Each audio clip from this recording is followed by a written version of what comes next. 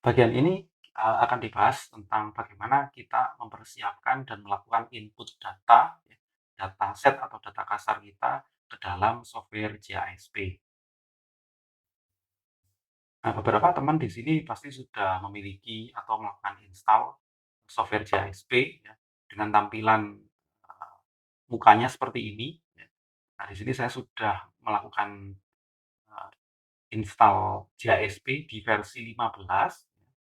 Nah, tapi ketika teman-teman belum, ya silakan nanti di-download sendiri di websitenya jasp-stats.org/download/. Nah, yang terbaru untuk JASP adalah versi 16. Nah, rilisnya tanggal 16 November 2021. Nah, di sini ada informasi ya bahwa JASP juga bisa digunakan pada sistem operasi Windows ya, Mac dan Linux. Nah, untuk Windows ya, versi 16 dia tidak tersedia pada Windows 7. Nah, sehingga ketika teman-teman masih menggunakan Windows 7 ya atau Windows sebelumnya, teman-teman perlu melakukan download pada versi JSP sebelumnya. Nah, caranya ya teman-teman bisa membuka ini bagian yang revised version dari JSP. Tinggal diklik saja. Nah, di sini ada versi 15, 14, 13, 12. Nah, saya juga menggunakan versi 12 di laptop yang lain yang menggunakan Windows 7. Dia juga beroperasi bagus, sama baiknya dengan versi-versi setelahnya. Nah, di sini juga sudah tersedia ya, akan digunakan pada Windows berapa bit yang teman-teman gunakan, apakah 32 bit atau 64. Nah, di-download dengan mudah saja dan gratis, tinggal kemudian ikuti instruksinya. Nah, kita kembali ke dataset. Di sini kita sudah melakukan tabulasi data, ya, melakukan cleaning pada data-data yang tidak kita perlukan untuk tujuan analisis data. Nah, sebenarnya data ini sudah siap, ya, namun ya, untuk software tertentu kita perlu mempersiapkan ya, data dengan jenis atau dalam bentuk seperti apa yang bisa diterima atau bisa diinput ke software analisis data tersebut. Nah, pada konteks ini kita akan menggunakan software JSP ya, sehingga kita perlu mempersiapkan data set kita yang akan kita input. Nah, untuk software JSP ya, kita perlu data set ya, yang pertama, pada baris pertama dia memiliki nama atau identitas variabelnya. Baris pertama untuk nama variabel itu cukup ya, hanya satu baris saja. Jadi hindari untuk menggunakan nama variabel sebanyak 2 baris. Jadi cukup satu baris saja, baris yang paling atas atau yang sebagai header-nya. Itu yang menjadi nama variabelnya. Tentu kalau di sini ya, untuk kolom A, ya, maka nomor ya atau nomor partisipan dia adalah variabel nomor saja, hanya sebagai data nominal, ya, sebagai identitas. Kemudian jenis kelamin juga demikian sampai bagian bawah dan seterusnya. Nah, di sini kita memiliki dua sheet, ya, yaitu sheet form response dan juga sheet reverse. Nah, JSP hanya bisa membaca di sheet pertama, ya, satu sheet di awal yang bisa dibaca oleh JSP. Karena di sini ada dua, maka kita perlu ya, membuat apa file tersendiri ya dengan cara kita blok dan kemudian kita copy, ya. Kemudian kita buat dokumen yang baru, lalu kemudian kita paste di sini. Nah, setelah kita paste, lalu kita simpan file kita ya, save as, kita simpan di direktori kita ya dengan nama misalnya data mentah. Nah, ini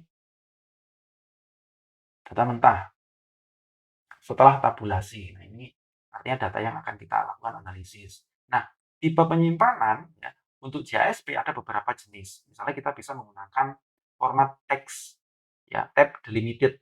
Artinya setiap data di dalam file kita itu dipisahkan oleh tab. Lalu ada juga CSV ya, koma delimited ya, setiap data akan dipisahkan oleh koma. Nah, kali ini saya akan menggunakan penyimpanan Open Document Spreadsheet atau ODS.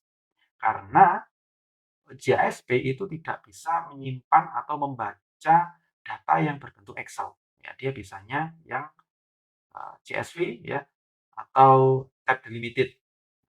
Kita akan menggunakan yang Open Document Spreadsheet. Lalu kita save. Oke.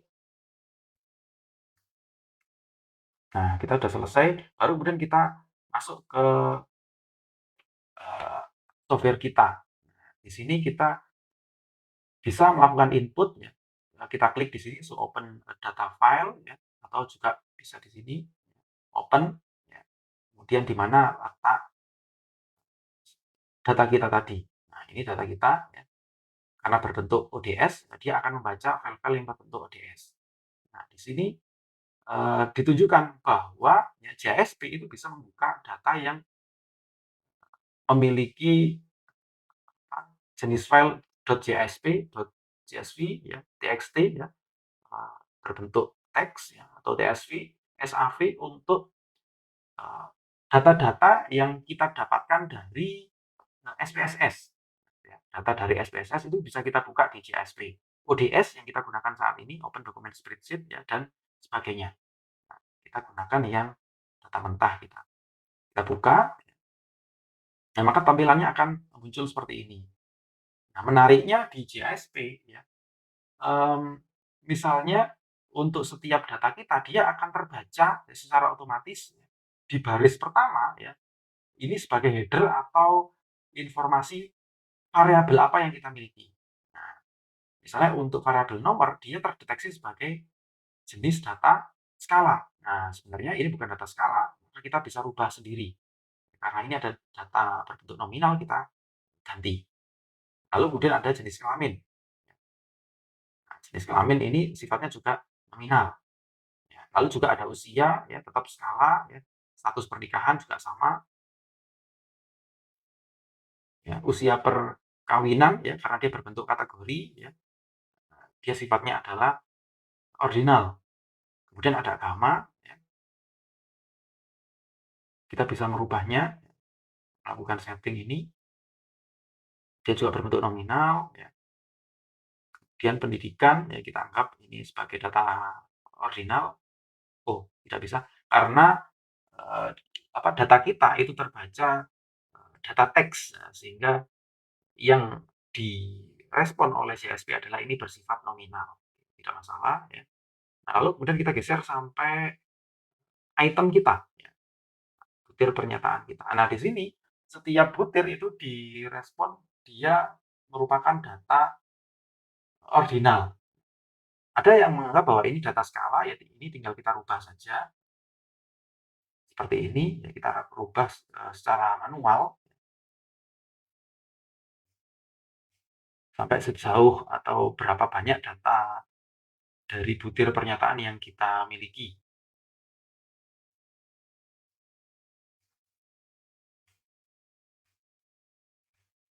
Oke, sudah selesai. Nah, lalu ada data skor total kesejahteraan subjektif ya. Karena total skor ya sifatnya di sini ada data interval. Kemudian juga skor total GAIT. Nah, uniknya di JSP ya. Jadi data ini ya, itu diinput atau dipanggil dari data mentah kita yang ada di file ODS.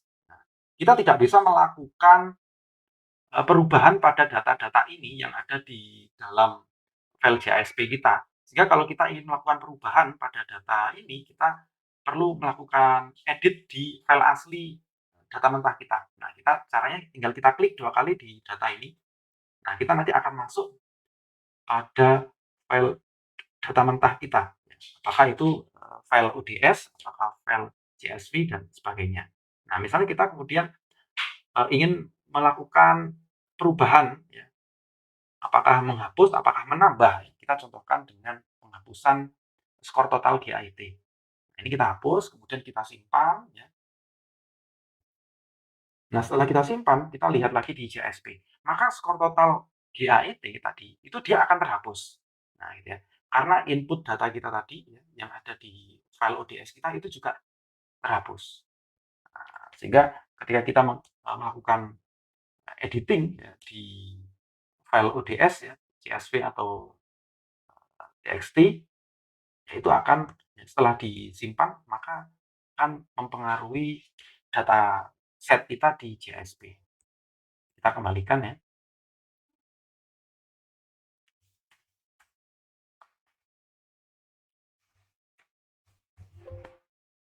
Nah, kita save.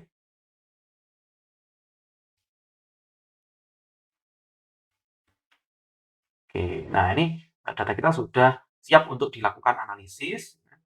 Nah, ketika kita sudah siap, ya, yang pertama yang harus kita lakukan adalah menyimpannya. Kita buat file hasil penyimpanan software kita, ya, kita tulis misalnya analisis data, ya, deskriptif dan properti psikometris. Nah, nama filenya ini, ya, kemudian jenis filenya adalah .jasp, dan kemudian save.